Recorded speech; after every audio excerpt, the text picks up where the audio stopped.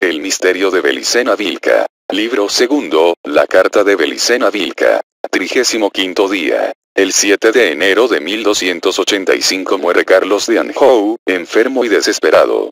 En marzo de 1285 fallece el Papa Golem Martín IV. Felipe III, rey de Francia, perece el 5 de octubre de 1285. Y al finalizar aquel fatídico año, el 11 de noviembre de 1285, expira Pedro III de Aragón, el rey que consiguió vencer a la fuerza conjunta de los tres precedentes y frustrar en gran medida los planes de la Fraternidad Blanca. A su muerte, sus reinos se reparten entre sus hijos, ciñendo Alfonso la triple corona de Aragón, Cataluña y Valencia, y Jaime la de Sicilia, sucedido por Fadrique I. Pero Juan de Prósida, y los señores del Perro, continúan asesorando a los reyes de Aragón. Así pues, con la muerte de Felipe III, los Golem suponen que sus planes están momentáneamente retrasados. Mas, solo momentáneamente retrasados o sus planes están definitivamente frustrados, sin que ellos consigan advertirlo a tiempo. Como se verá enseguida, solo demasiado tarde comprobarán los Golem que algo muy extraño le ha ocurrido al sucesor de Felipe III. En efecto, aquel rey, cuya educación fue confiada a los monjes más eruditos de Francia, esto es, a los dominicos, se había convertido en un iniciado hiperbóreo, en un potencial enemigo de los planes de la Fraternidad Blanca. ¿Cómo ocurrió tal herejía?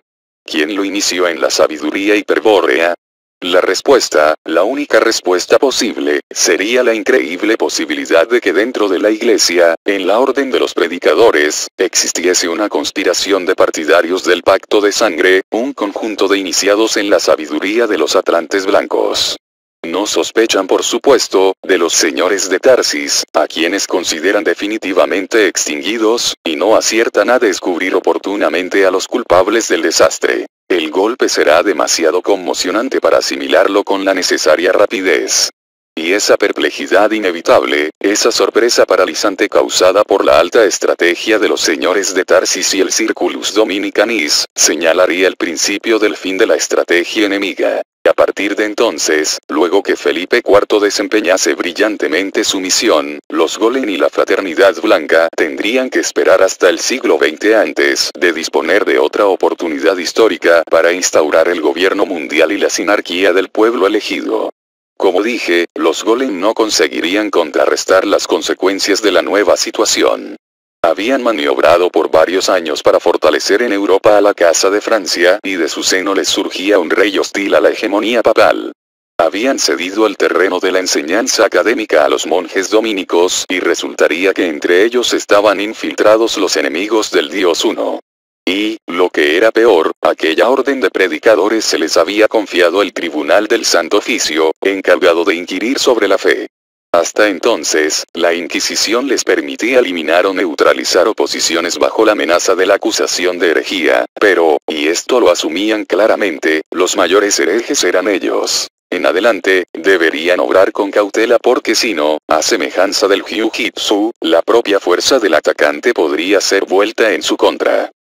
Imposibilitados de someterlo a la autoridad papal, los Golem intentarían infructuosamente eliminar a Felipe IV, fracaso que se debió al cerco de seguridad que los dominicanis tendieron en torno del rey. Cuando finalmente lograron envenenarlo, en 1314, Felipe IV había reinado 29 años y cumplido con honor la misión encomendada. Y ante la grandeza de su obra, nada cuentan las calumnias de una iglesia Golem derrotada y de un pueblo elegido que vio perderse su oportunidad histórica, aunque hayan sido repetidas sin fundamento a lo largo de 700 años. Mas, durante los 29 años de su reinado, tampoco dispondrían de alguna personalidad política equivalente para reemplazarlo o oponerle. El rey de Inglaterra, Eduardo I, si bien interviene en los asuntos europeos, solo lo hace indirectamente en tiempos de Felipe el Hermoso, especialmente a través de sus aliados, el conde de Flandes y el duque de Guyena. Su guerra encarnizada contra los escoceses lo mantiene ocupado en la isla británica. Y en Alemania, el güelfo Rodolfo de Habsburgo, elegido en 1273 para poner fin al interregno, muere en 1291 dedicado a guerrear contra los gibelinos y a acrecentar los bienes de su casa. Le sucede Adolfo de Nassau, quien solo reina 6 años trabado en lucha con los hijos de Rodolfo. Y sigue luego Alberto I, que se entendería pacíficamente con Felipe IV y convendría con este en que el curso del Rin sería la frontera entre Francia y Alemania. Nada podían hacer los Golen con estos soberanos para enfrentar a una personalidad como Felipe el Hermoso. Y ya sabemos lo que podían esperar de los reyes de Aragón y Sicilia. Quiero mostrarle con esto, doctor Signagel, que al perder el control sobre el rey de Francia, la estrategia de los Golen se veía seriamente comprometida. Durante 50 años el Circulus Dominicanis aguardó su oportunidad. Esta se presentó con Felipe IV, sobre el que ejercieron gran influencia desde su infancia, dado el alto número de instructores del infante que se contaban entre sus filas. Al morir Felipe III, su hijo tenía 17 años y había sido iniciado secretamente en la sabiduría hiperbórea. Es posible afirmar, pues, que al comenzar a reinar, ya disponía de un proyecto claro sobre su misión histórica. Y tenía también a su lado los hombres que lo asesorarían y le permitirían ejecutar sus ideas. Porque conviene diferenciar claramente entre dos objetivos, complementarios, que se ponen como meta en ese momento. Uno es el propuesto por el Circulus Dominicanis, y ya explicado, que procuraba, simplemente, detener la estrategia enemiga e impedir que los Golen concretasen la sinarquía del pueblo elegido. Otro es un objetivo que, entonces, brotaba de la sangre pura de Felipe IV, y que consistía, como en el caso de Federico II, en expresar en su más alto grado la función regia. Con respecto al segundo, no hay que olvidar que en todo el linaje de los Capetos, al igual que en todas las estirpes hiperbóreas, existía una misión familiar plasmada por sus remotos antepasados en tiempos de la caída en el pacto cultural. Y la estirpe de Felipe IV era de sangre muy pura, aunque sus últimas generaciones hubiesen estado dominadas por los sacerdotes del pacto cultural, es decir, por los monjes y obispos Golen. Aquella dinastía, en efecto, se iniciaba en 987 con el primer rey de Francia, Hugo Capeto, hijo de Hugo el Grande y nieto del conde de París y duque de Francia, Roberto. Este era, a su vez, hijo de Roberto el Fuerte, miembro de la Casa Real Sajona, investido por Carlos el Calvo, nieto de Carlomagno, con el título de conde de Anjou, para que con sus tropas germanas detuviese los ataques normandos. En Felipe IV renacía así, como había sucedido con Federico II, un fruto que procedía de una misma raíz racial sajona y que se había desarrollado ocultamente en el fértil campo de la sangre pura. Se verá cómo ambos objetivos se alcanzan conjuntamente. Como la función regia, asumida enteramente por Felipe IV, deposita en la sociedad la semilla de la nacionalidad. Y como las medidas tomadas en su gobierno, medidas basadas en la sabiduría hiperbórea, iban a causar el fracaso de los planes de la fraternidad blanca. Lamentablemente, Felipe IV no llegaría a ver totalmente realizados sus anhelos por el mismo motivo que tampoco los alcanzara completamente Federico II. La época no era propicia para la aplicación integral de una estrategia que solo podría culminar con la batalla final contra las potencias de la materia. Una época tal aún está pendiente en la historia y quizá ya estemos entrando en ella. Pero Felipe IV se aproximó bastante, lo más que pudo, a su objetivo. Y en ese hecho innegable radica su gloria. En primer lugar de importancia, los instructores dominicanis revelaron al infante en qué consistía la función regia del pacto de sangre, concepto que Federico II, 70 años antes, había comprendido claramente. Si existe un pueblo racial, una comunidad de sangre, siempre, se conformará en su seno una aristocracia del espíritu, de donde surgirá el rey soberano. El rey será quien ostente el grado más alto de la aristocracia, la sangre más pura. Quien posea tal valor, será reconocido carismáticamente por el pueblo y regirá por derecho divino del espíritu. Su soberanía no podrá ser cuestionada ni discutida y por lo tanto, su poder deberá ser absoluto. Nada hay más alto que el espíritu, y el rey de la sangre expresa al espíritu. Y en la sangre pura del pueblo subyace el espíritu. Y por eso el rey de la sangre pura, que expresa al espíritu, es también la voz del pueblo, su voluntad individualizada de tender hacia el espíritu. De manera que nada material puede interponerse entre el rey de la sangre y el pueblo. Por el contrario, la sangre pura los une carismáticamente, en un contacto que se da fuera del tiempo y del espacio, en esa instancia absoluta más allá de la materia creada que se llama el origen común de la raza del espíritu. Y de aquí que todo cuanto se conforme materialmente en relación al pueblo le deba estar subordinado al rey de la sangre. Todas las voluntades deben sumarse o doblegarse frente a su voluntad.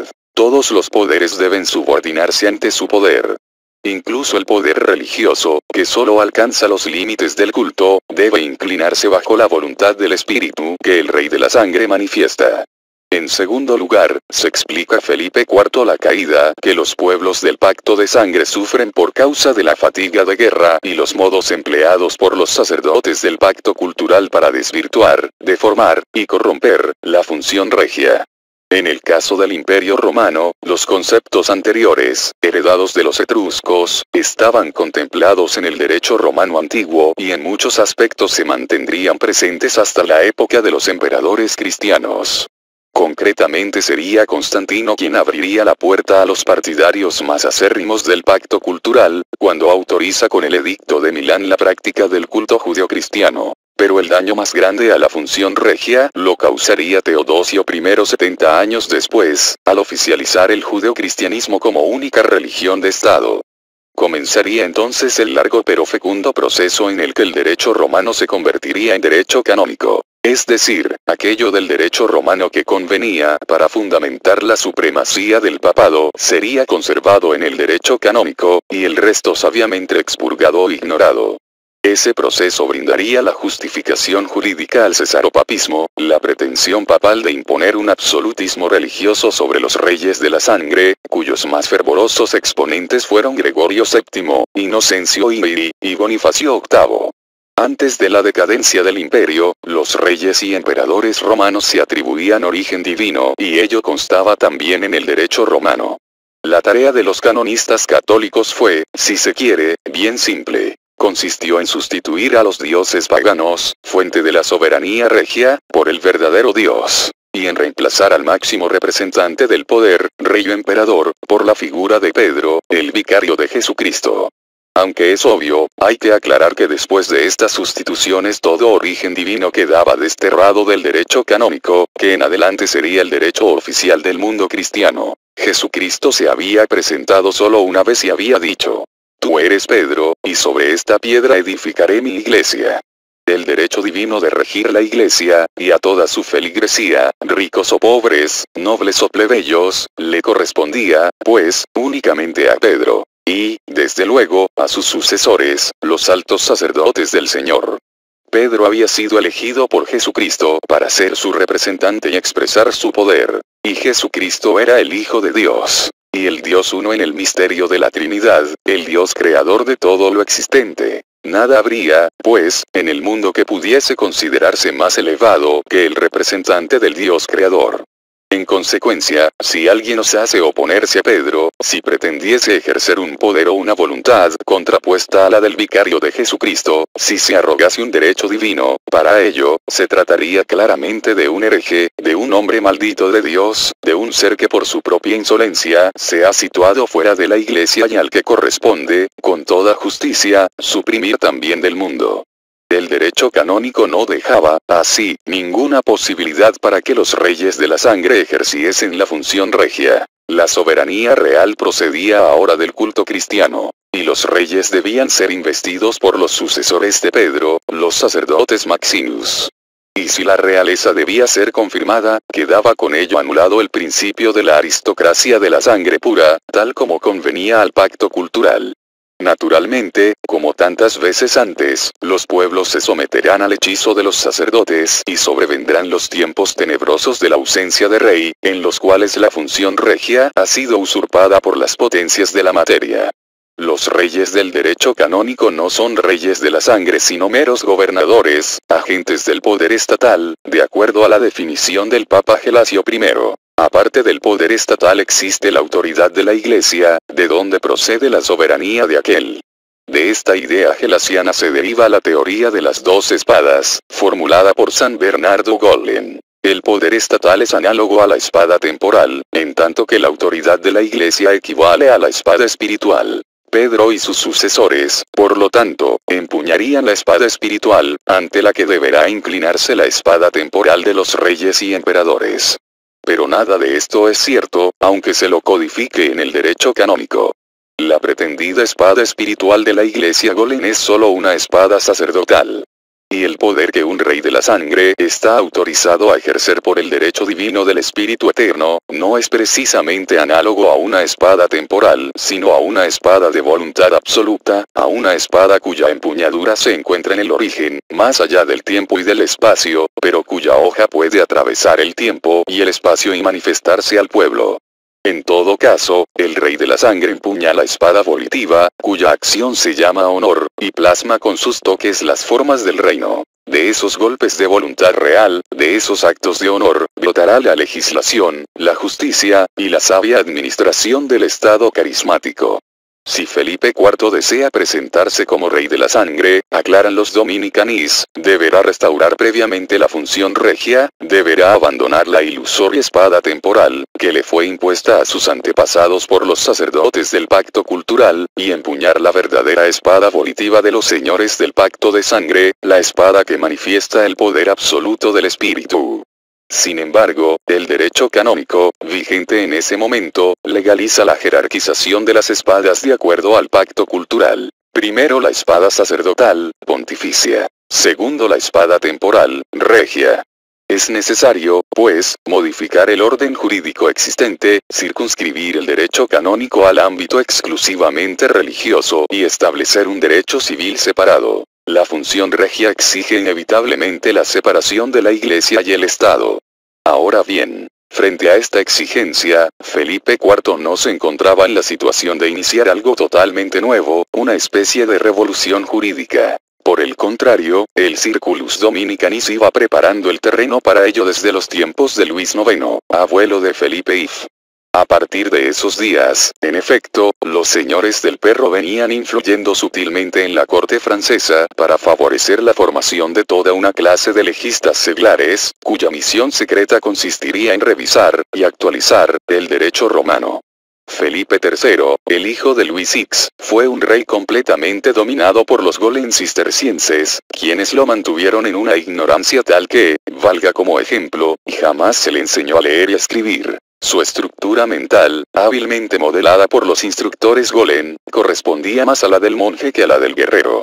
Los señores del perro nunca intentaron alterar este control, pues su estrategia no pasaba por él sino por su hijo Felipe IV. Sin embargo, en su momento lograron influir para que Felipe III aprobase una ley, aparentemente provechosa para la corona, en la que se reservaba el derecho de otorgar títulos de nobleza a los legistas seglares. Ese instrumento jurídico se hizo valer luego para promover a numerosos e importantes dominicanis a los más altos cargos y magistraturas de la corte, hasta entonces vedados a todas las clases plebeyas.